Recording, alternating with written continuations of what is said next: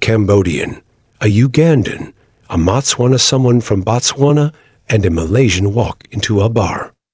There they find 153 Englishmen, 50 West Indians, 40 Pakistanis, 36 Sri Lankans, 27 Afghans, 24 Americans, 23 Bangladeshis, 13 Indians, and 11 from each of the United Arab Emirates, 10 Zimbabweans, Irishmen, and Dutchmen, 9 New Zealanders, 5 Namibians, 3 Australians, Canadians, Nepalese, and Omanis, 2 Malawians and Germans are also there, and 328 South Africans.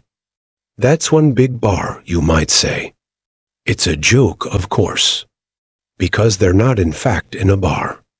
Instead, their names are on a spreadsheet that comprises the players vying to crack the nod at the SA20 auction in Johannesburg on September 9th. Considering only 84 places are up for grabs, 699 of the 782 players who have registered for the auction are set to be disappointed. Many among the soon-to-be spurned 89.39% know that.